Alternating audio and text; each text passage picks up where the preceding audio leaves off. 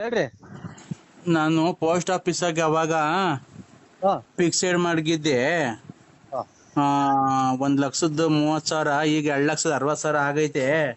ಹಾ ನೋಡು ಯಾರ್ಗನ ಬಡ್ಡಿ ಬೇಕಾದ್ರೆ ಕೊಡ್ತೀನಿ, ಬೇಕಾದ್ರೆ ಯಾರ್ಗನ ಒಂದ್ ₹3 ₹4 ಹಂಗೆ ಏನೋ ಒಂದ್ ತಿಂಗ್ಳಿಗೆ ಒಂದಿಷ್ಟು ಕೊಡಂಗೆ ಮಾಡ್ಕೊಡ್ರು. ಯಾರು ಹೇಳು? ನಾನ್ ಲಲ್ಲಿ.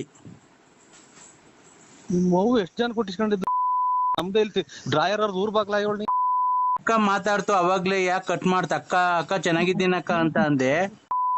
ಅಕ್ಕ ಯಾಕೋ ನನ್ ಮೇಲೆ ಬೇಜಾರು ಮಾಡ್ಕೊಂಡ್ಬಿಟ್ಟೈತೆ. ಯಾಕೆ ಅಂತಾನೆ ಗೊತ್ತಾಗ್ತಿಲ್ಲ. ನಾನು ಏನ್ ಮಾಡ್ದೆ? ಮದ್ವೆಗಂದ್ ಬಂದ್ ಗಲಾಟೆ ಮಾಡಿದ್ನ, ಏನ್ ಮಾಡ್ದೆ? ನಾನ್ ನಿಮ್ ಅಂತಕ್ಕೇನ್ ಬಂದಿಲ್ಲ, ಹುಡಿಕೊಂಡ್ ಏನಿಲ್ಲ. ಅಕ್ಕ ಯಾಕೆ ನನ್ ಮೇಲೆ ಬೇಜಾರು ಮಾಡ್ಕೊಂಡೈತೆ?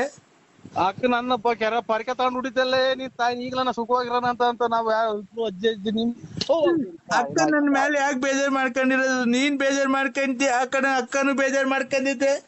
ನಾವ್ ಯಾಕೆ ನಾವ್ ಚೆನ್ನಾಗಿರೋದ? ಏನಪ್ಪ ಹೆಂಗೋತ ಎಲ್ಲಾರು ಸಾಲ ಬಲ ಮಾಡಿ ಎಚ್ಕಟ್ಟಾಗಿರೋಣ ಅಂತ ನಾವ್ ಮಾಡುದು ಆಗ್ಲಿ ಮೊಬೈಲ್. ಯಾಕ ಅಕ್ಕ ನನ್ ಮೇಲೆ ಬೇಜಾರ್ ಮಾಡ್ಕೊಂಡೈತೆ? ನಾನು ಏನ್ ಮಾಡಿದ್ದೀನಿ ಅಕ್ಕಂಗಂತದ್ದು? ಏನನ್ನ ಬಂದ್ ಭಾಗ ಕೇಳಿದ್ದೀನಿ ನಾನು ಆಸ್ತಿಯಲ್ಲಿ? ಬಂತು ನಿಮ್ಮ ಹುನ್ ನನ್ಗೆ